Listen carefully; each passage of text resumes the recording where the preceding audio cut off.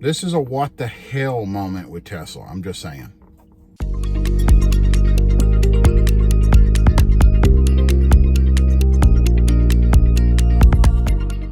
So by the time you're watching this, you probably already know Tesla has announced that they're getting rid of being able to buy full self-driving when you buy your car. You got to go with a subscription plan, which to me, I don't like. I'd like to own something. I like to pay the money and not have to worry about paying for it every month. For some people, the $99 was not bad, so it makes sense. You turn it on when you need it, turn it off when you don't. Then they came out and said they're getting rid of Autopilot off their cars.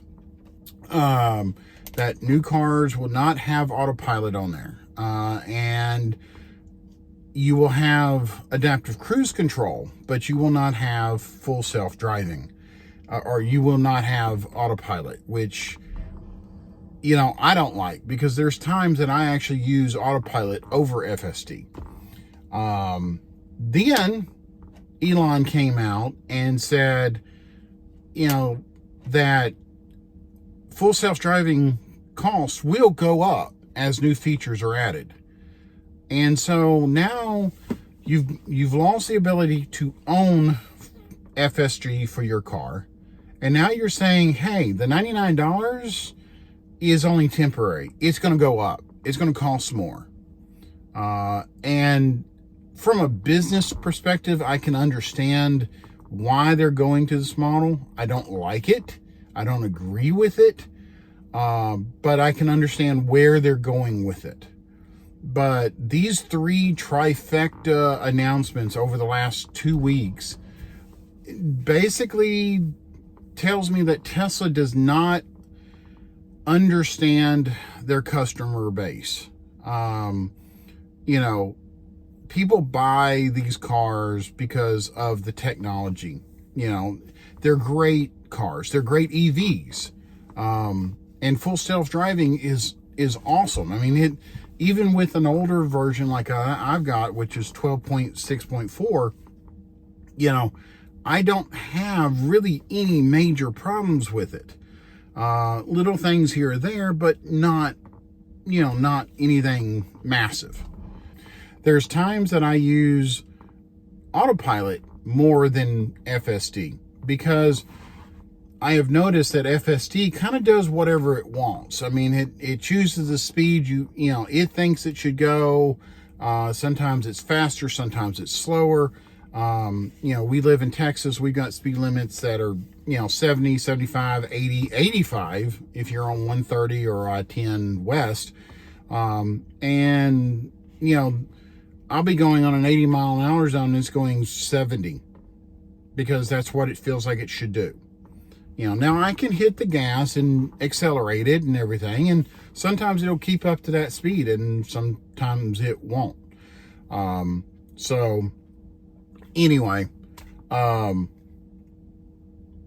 when I use Autopilot is when I'm on that portion between Austin and Hempstead on 290, and you got a lot of small little towns there.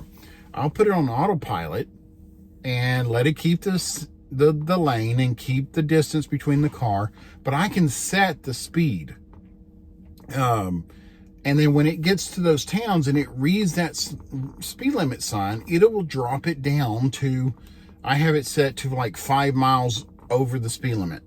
And so when it's, you're coming up on a town at 70 miles an hour, and then you hit that town, you hit that speed limit sign that's like 60, it'll drop it down to 65.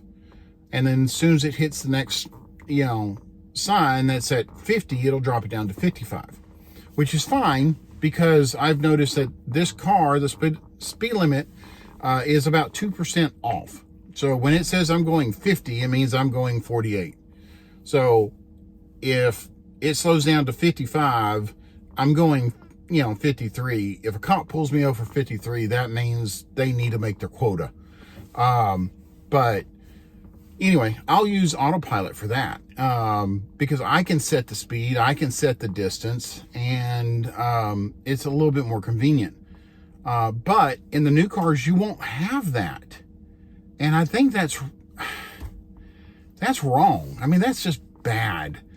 You know, Rivian just announced a few weeks ago, or maybe about a month ago now, on the AI day, that their full self-driving is going to be $2,500. You know, you buy it.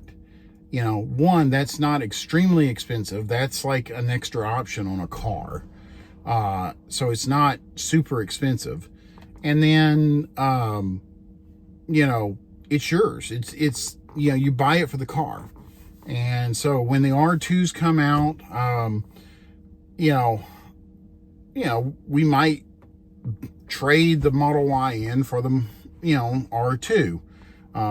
I think there's some benefits there, but, you know, we'll see when it comes out. I mean, that's, what, later this year, maybe? And then all the pre-orders are going to be ridiculous. I mean, you know, you're not going to be able to get one till probably middle of next year, relatively speaking. But what that's going to do is that's going to give people who want a EV that has, you know, full self-driving, you know, another option, you know, that is not overly expensive when the R2 comes out. When the R2s comes out, I mean, they're saying $45,000. Now that's probably that's the base model. Most of them would be about $55,000, you know, my guess. And depending on the options and everything else. That is a direct alternative to the Model Y. And, you know, you don't have to worry about them pulling or costing the price of the FSD to go up. You know, the other problem is, you know, Elon said that, oh, FSD price will go up as new features get added. Well, you can't plan on that. So what, this month it's $99, and then, you know, 3-4 months later down the road, it's now, what, 120 or 150 or 200? What? You don't know. And you get people used to using it, like me and my wife has. I mean, we've got really used to using FSD. You know, we pull out of our neighborhood, we hit it, we go, we just let the car drive. And now you're telling people that it's going to cost more to, you know, use this feature. Well, they're not going to pay for it. They're going to cancel it. And you're not going to gain the money that you think you are. You know, I understand there's R&D development in it. You know, there's, you know, as someone who worked at Tesla, they, you know, put a lot of money in R&D, you know, and trying new things and everything. And they've got to recoup their money. They, you know, they're making money on these cars, which is kind of counterproductive or counterintuitive to some of the big car manufacturers, Ford, Chevy, and Stellantis. Stellantis is losing money on every single car they're making. If they can sell them even at, you know, anyway, that's if they can even sell them. But anyway, I digress. But anyway, I think it's basically Tesla and Elon, you know, basically going, you know, we don't care. We're going to do whatever we want to, and you're just going to follow, like, you know, the lemmings, you know, we think you are. And I think they're in the rude awakening.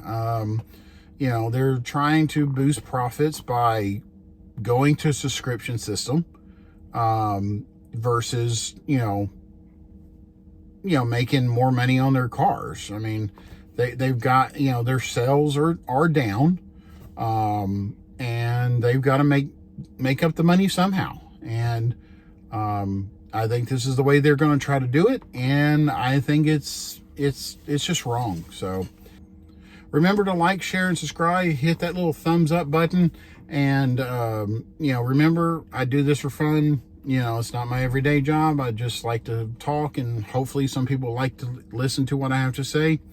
I know it's kind of a boring video because, well, I'm not showing anything. I'm just rambling. So anyway, until next time.